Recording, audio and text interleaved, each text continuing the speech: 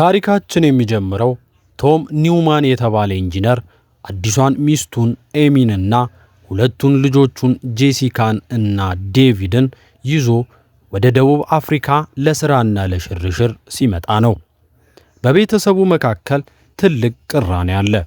በተለይም በአስራዎቹ ዕድሜ ውስጥ የምትገኘው ጄሲካ አባቷ እናቷን ፈቶ ኤሚን በማግባቱ በጣም ተከፍታለች።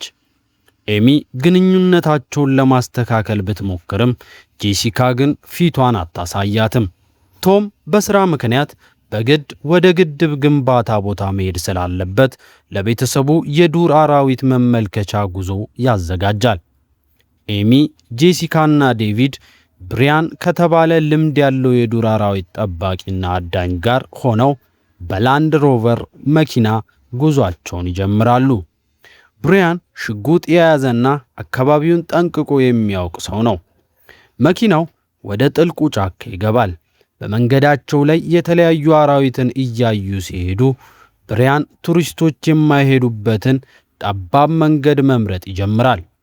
ይህን የሚያደርገው ልጆቹ የተሻሉ አራዊትን በተለይ አንበሶችን እንዲያዩ ለማድረግ ነው። ዴቪድ በድንገት ሽንቴ መጣ ይላል። ብሪያን መኪናውን አቁሞ ሜዳው ላይ ወርዶ አካባቢው ሰላም መሆኑን ያያል።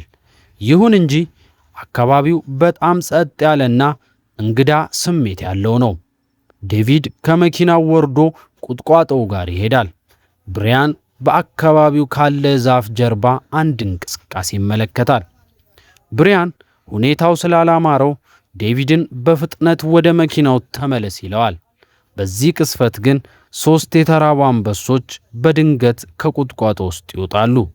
ብሪያን ዴቪድን ለማዳን ሲሞክር አንበሶቹ መሬት ላይ ዘርረው ይይዙታል። ኤሚና ጄሲካ በመኪናው ውስጥ ሆነው ብሪያን በአንበሶቹ ሲጎተት እያዩ በድንጋጤ ይጮኻሉ። አንበሶቹ ብሪያንን ይዘውት ጫካ ውስጥ ይጠፋሉ። መኪናው ውስጥ ያሉት ኤሚና ልጆቹ ግን ብቻቸውን ይቀራሉ።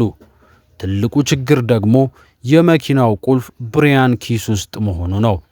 መኪናውን ማስነሳትም ሆነ መንዳት አይችሉም ነበር። በዚያው ቅስፈት አንበሶቹ ተመልሰው በመምጣት መኪናውን መክበብ ይጀምራሉ። ፀሐዩም በከፍተኛ ሁኔታ ማቃጠል ትጀምራለች። መኪናው ውስጥ ያለው ሙቀት ከቁጥጥር ውጭ ይሆናል።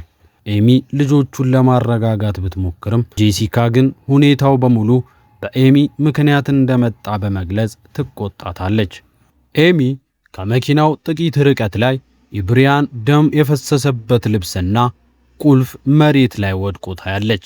አንበሶቹ በአቅራቢያው አለመኖራቸውን አረጋግጣ በሩን በጥንቃቄ ትከፍታለች። ቁልፉን ለመያዝ ስትቃረብ ግን አንደኛው አንበሳ ከቁጥቋጦ ውስጥ ዘሎ ይወጣል። ኤሚ በፍጥነት ወደ መኪናው ትመለሳለች። እዚህ ትግል ወቅት ግን መኪናው ተንሸራቶ በአቅራቢያው ወዳለ ጥልቅ ጉድጓድ ውስጥ ይገባል። መኪናው ጉድጓድ ውስጥ ሲገባ በከፍተኛ ሁኔታ ይጋጫል። በዚህም ምክንያት የፊት መስኮቱ ይሰነጠቃል። የራዲያተሩ ውሃም መፍሰስ ይጀምራል። አሁን ቁልፉ ቢገኝ እንኳ መኪናውን ማስነሳት የማይቻልበት ደረጃ ላይ ደርሳሉ። ወደ ሆቴሉ የተመለሰው ቶም ቤተሰቦቹ እንዳልተመለሱ ይረዳል። ወደ አራዊት ጥበቃ ጣቢያው ሄዶ ሲጠይቅ ብሪያን የሄደበት መንገድ በካርታው ላይ ካለው ውጪ መሆኑን ይረዳል። ቶም ባለስልጣናቱ እርምጃ እስኪወስዱ መጠበቅ እንደማይችል ስለሚያውቅ ክራውፎርድ የተባለ ልምድ ያለው አዳኝ በገንዘብ ቀጥሮ በግል ፍለጋ ይጀምራል። ክራውፎርድና ቶም ዱካውን እየተከተሉ መኪናው ወዳለበት ቦታ ይደርሳሉ። ክራውፎርድ አንበሶቹን ለማደን ከመኪናው ወርዶ በጥንቃቄ ይሄዳል። ይሁን እንጂ አንበሶቹ ከእሱ በበለጠ ብልሃት በስተጀርባው መጥተው ያጠቁታል። ቶም አዳኙ ክራውፎርድ በአንበሶቹ ሲገደል እያየ ምንም ማድረግ አልቻለም። ቶም አዳኙ ክራውፎርድ ከተገደለ በኋላ ብቻውን ይቀራል። መኪናው ውስጥ ሆኖ ሲመለከት ቤተሰቦቹ ባሉበት መኪና ዙሪያ አንበሶቹ አድፍጠው ይጠብቃሉ። ቶም ከመኪናው ወርዶ እነሱን ለማዳን ቢፈልግም አንበሶቹ እሱን ለማጥቃት ዝግጁ መሆናቸውን ይረዳል። ስለዚህ ብልሃት መጠቀም እንዳለበት ይወስናል። ቶም ቤተሰቡን ከመኪናው ውስጥ አስወጥቶ በአቅራቢያው ወዳለ የተከፈተ የጋዝ ሲሊንደር ወይም መኪናው ውስጥ ወዳለ የነዳጅ ክፍል እንዲጠጉ ያደርጋል። አንበሶቹ መኪናው ውስጥ ሲገቡ ቶም ላይተር በመጠቀም መኪናውን ያፈነደዋል። በፍንዳታው ምክንያት አንበሶቹ ሙሉ በሙሉ ይሞታሉ። አካባቢው ጸጥ ይላል።